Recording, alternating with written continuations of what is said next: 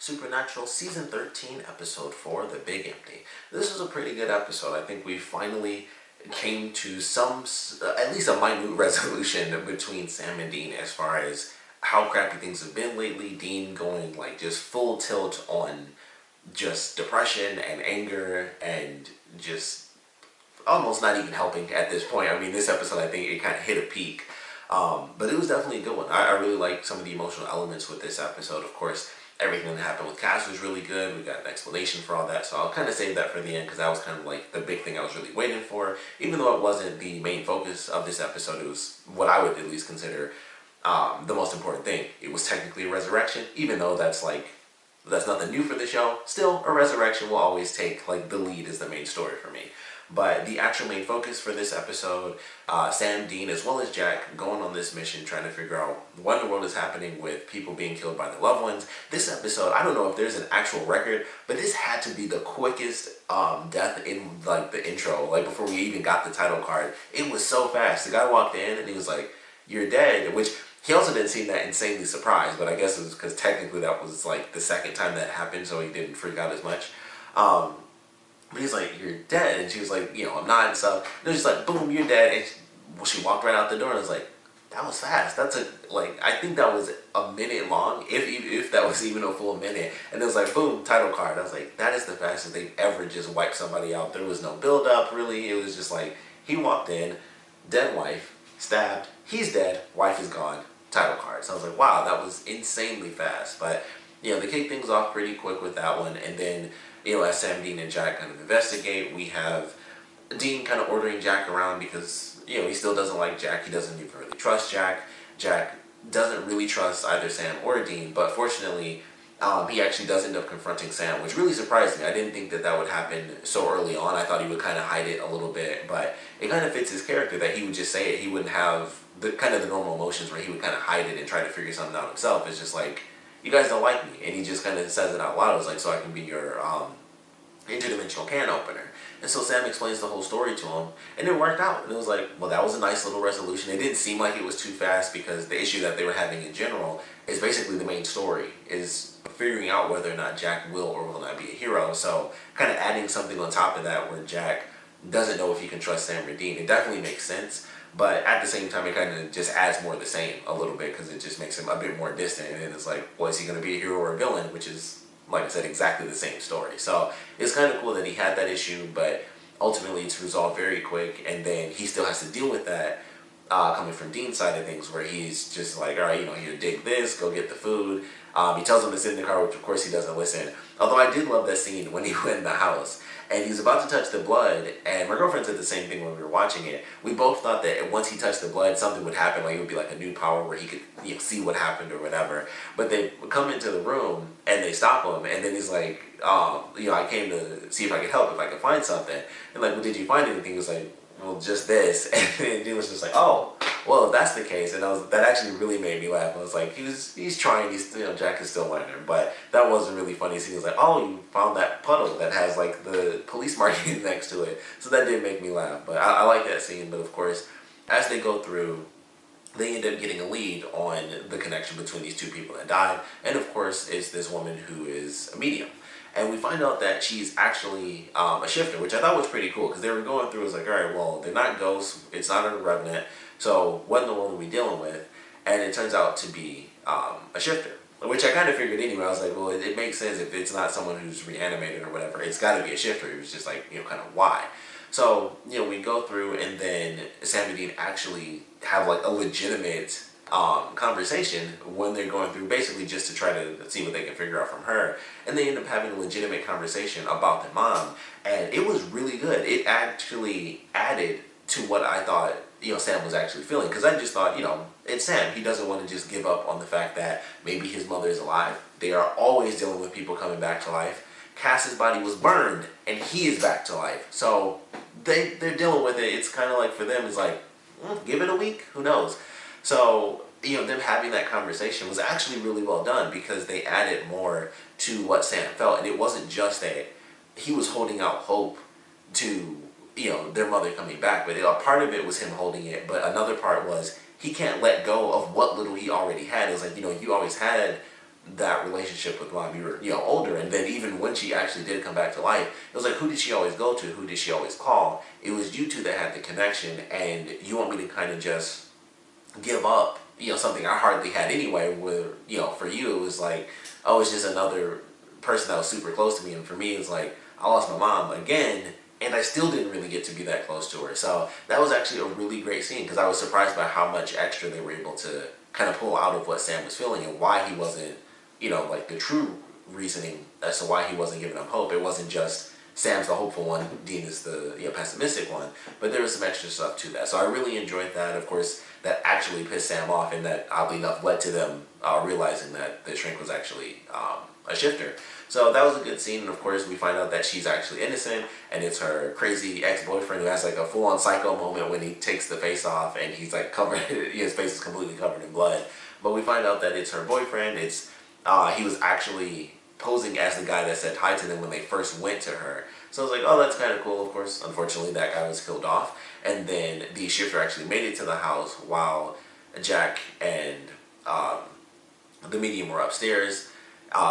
Dean ends up getting knocked out, and then the shifter transforms into him. And Jack actually has a cool moment where he gets to see his mother. And I thought that was a great moment because, he's going through this big conflict. And of course, he has Sam trying to help him. And, he wants to believe that he can be good, just like Sam as well as his mother did. But he's scared. And I think they went through a great moment. Like, I actually really like the character. I really wish I would remember her name, but I'm so terrible with names I don't remember what they called her.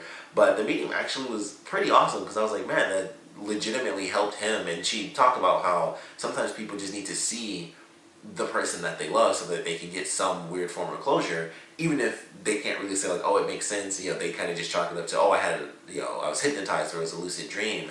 And it's like, that actually works. That makes a lot of sense. Sometimes you just need that closure so bad, you'll just rationalize it in any way possible. Like, maybe that was a dream. Maybe that didn't happen. Maybe, like that whole time, you go through whatever and you just kind of make it, kind of make sense as far as like the normal human world. So I thought that was actually really cool. And she helps Jack out, and we get to see his mom come back, and she talks to him in that way. And it just really helps him. And, he's like, I'm scared. And, coming from the perspective of a shifter, it's like, sure, you're a monster, but it doesn't matter what you are. It matters what you do. So that's probably coming from like one of the greatest sources from someone who would be considered a monster. So I really like that. She was able to help him out a ton. And it was just a nice little moment for Jack's character being able to have that where it's like another moment, with his mother. So love that. I was surprised by how much I really enjoyed that scene, so that was really good. And then of course they go through the dramatic ending sequence where Sam is actually coming back to the house, and the crazy boyfriend, after taking the face off, which was kind of gross, like they had like the ooze, it wasn't like blood, which is what made it even worse to me, because I was like, it's just orange ooze. I was like, it doesn't even look, it's not blood, so it's just like ooze coming out as he's squeezing his hand, and I was like, somehow that's worse than just blood. I'm like, I can get blood because it's blood, but it was just like weird green slime or weird orange slime coming out, and then he's like pulling the face off, and it was a really good effect. I was like, this looks insanely gross because you can like see it and it looks like it's sticky and stuff, and I was like, that's actually disgusting to watch that scene as he's ripping the face off. But that was really good. It was really good prosthetics on that. So of course he reveals himself, and then Sam ends up coming back to the house, which I love that scene because he's like, Dean, and then the door closes behind him and he kind of jumped for a second. I was like, that's kind of funny. He kind of scared himself on that, but it was cool. He walks up, they're freaking out. It's like, all right, well, what do we do? The medium was gonna sacrifice herself, but of course the boyfriend didn't really want to kill her. And I was like, oh, well, here comes your little brother, so I'll just use your voice. Once he opens the door, I'll just shoot him. And so he pulls the trigger, and then Jack is able to like finally concentrate his abilities because he couldn't get out of the handcuffs, but when he knew Sam was in danger, he's able to basically hold the guy up, and then he's able to also like redirect the bullet at the last second. So that was actually a really cool moment. I love the visuals for that too, when he like screams and holds people midair. I love the way that looks because it's like a moving wave, but they're of course frozen in place. It's not like it's just a gust of wind pushing them back. It's like a moving energy wave, but they're frozen in place. So I actually love the visual idea. I don't know who came up with that, but it just looks really good to me. So that was really awesome. Of course, he ends up saving Sam's life at the last second, curving the bullet a little bit, tosses the guy back. Once he gets up, Sam pulls the gun on him, shoots him, and it's all said and done. So definitely a good episode. I really enjoyed this. Like I said, the main story was good. And then, of course, there is the side story with Cass. It turns out he definitely was in the empty. Someone mentioned that in my last video. If you happen to be watching this, sorry I didn't get back to you. But yeah, he turns out he was in the empty. That's where all angels and demons go. They go to the empty. They had a great explanation. As soon as that happened, it was like, okay, this is where all angels and demons are. Instantly, it's like, okay, there's a couple of things that kind of roll through my head as far as characters, but everybody's sleeping. It's like, that's a perfect way to do that. Visually, they did a great job with that because it's super easy to, kind of do one actor twice when the background is just black. I was like, that's actually a genius way to do it. It's the empty. It makes sense. It's perfectly black. Even with the CG, it was like when whatever this entity was, we don't get a name or anything, it just takes on Cass's form. So I feel like with that being a thing, that's the introduction of a new character. That's going to have some element or factor in the future, maybe not this season, but somewhere down the line, when you have a new entity, especially from a new area that we haven't gotten to see, that's going to have an impact. So I don't know what this character is going to be or what it's going to do, but it just wants to sleep, but, that can change. It might be like, you know what? Maybe I don't want to sleep. Maybe I want to see what Earth is. And, it's able to send Cass back. I don't know if it would be that crazy for it to be able to leave, itself. So it doesn't seem that crazy or far-fetched to me, but we'll see where it goes.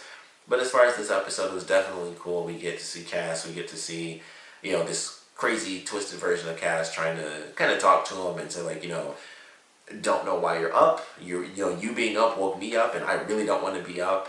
And of course, it has really no choice. Like, the only reason that it's up is because Cass is up, and it can't go back to sleep unless it gets rid of Cass. And it kind of goes through where he's like, send me back. Sam and Dean need me. And it was like, no one really needs you, and there's nothing good for you there, or nothing to go back to. And they kind of flash back through all the crappy, most of the crappy times. Not even all of them, because they didn't even go back to when Cass was first killed, when Lucifer, killed him during season 5. So it was like, they didn't even go through all of it, and it was just like, look at all these crappy moments of you dying or exploding or being taken over by something. And it's just like, yeah, he's gone through a lot, but there's still some good there. Like, it showed him like all the crappy stuff, and it was like torturing him, but it knew that there was no other choice until, it was just like, send me back. Like, that's all that's gonna happen. Like, you're gonna torture me, I'm gonna unintentionally torture you just by being here. So solve both our problems. Just send me back. You get to go to sleep. I get to go back to Earth, help my friends. Easy peasy. And so ultimately that's what happens. Cass gets, put back in the field. He wakes up and, sun's on his face, and he's like, cool, everything's good. So Cass is back. That didn't take too long at all. I was very surprised that Jack wasn't involved in that. I thought for sure that it would take a minute, but somehow he would have like this insane ability. And he was still a part of it because he was able to contact Cass even through the empty. Like, I was trying to just now like put a physical location on it. That doesn't even make sense, but wherever the empty is, he was still able to contact him through that, which is considered that its own dimension as well, which is technically that's what it is, just like purgatory. But yeah, it's cool to have Cass back. I am very excited to see how this plays out when he does end up running into them, and he's dealing with Jack and what that means, and how he's going to feel about that, because he does have those visions from, the last season where it's like, this is meant to be this great future that's supposed to happen, and now we may or may not see how that's supposed to come about. We might actually get a legitimate answer or some sort of visual representation of exactly what he saw outside of, it was supposed to be like this new paradise on Earth. So can't wait to see that happen. I am very curious if that's what leads to Sam and Dean going on this solo mission in the next episode, because Sam was like, when was the last time we went hunting, just you and me? And I was like, well, why would they do that if they had no one to look after Jack? So it could be Cass. It could also just be another character came in. And it could be, I don't think so, because, even at this point, even with some of the stuff Dean said at the end of this episode, I still don't think he would be like, sure, let's just leave Jack here while we're gone with no one to watch him. So I have to assume somebody's going to come into the equation there, but I just don't know if it's going to end up being Cass. We also don't know exactly where Cass is at this point, because like I said, when they go through all the crappy stuff that's happened to him, the first thing they show is his grace being taken. So there have been a ton of different things that happen to Cass. So it's like, is he back at full power? Is he able to fly? Does he have his wings? Does he not have his wings anymore? Is all that stuff back? Does he technically have his grace? Or is this was the version of Cass that died, and he's back exactly as that version? Because he could come back, we don't know, but this could be him once again at like full power. He has officially renewed grace, 100%, and everything's perfect. He can fly, he can do anything and everything he needs to do.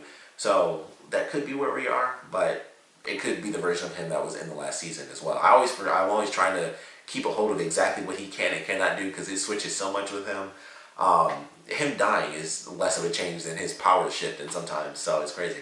But it'll be interesting to see that as well. Like, is he going to be at full strength? Is he going to be, like the last season where he's got, some issues that he has to continually deal with? So looking forward to some answers there, but definitely excited for him to reunite with Sam Dean and officially for him to actually meet Jack. So should be pretty good. I'm glad Cass is back, of course, but looking forward to how things are going to change now that, we're going to get Cass back and we're going to get to see what Cass does as he interacts with Jack. And hopefully in the next episode we'll see what's going on in the other dimension. I mentioned that last week as well. Like, when they went away from like this seemingly epic fight between Lucifer and this other version of Michael, and we haven't gone back to that in like 2 episodes. So it's like, all right, what's happening there? I definitely want to see what's about to go down. So hopefully we'll get back to that next week as well. But really enjoyed this one. Of course, we'd love to know what you guys thought about it. So please comment below. Let me know your favorite parts about it, least favorite parts about it. And of course, Cass has made his official return. We'll love to know how you guys are feeling about that. And naturally, I want to know your theories on where things are headed for Cass as far as, him meeting up with Sam, Dean, and Jack. And possibly some of the stuff he'll have to deal with as far as, the villains as well. We didn't really get to see Asmodeus in this episode, but of course, him being like our new big bad, I'm sure Cass will have a few things to say about that as well, and kind of just the state of things in general, because he doesn't know exactly how everything is played out. So looking forward to kind of his reaction to some of the deaths from last season as well. But like I said, we'd love to know what you guys thought about this one, as well as your theories for everything going on with Cass, and just how you guys feel about his official return. So please comment below, let me know, and thanks for watching.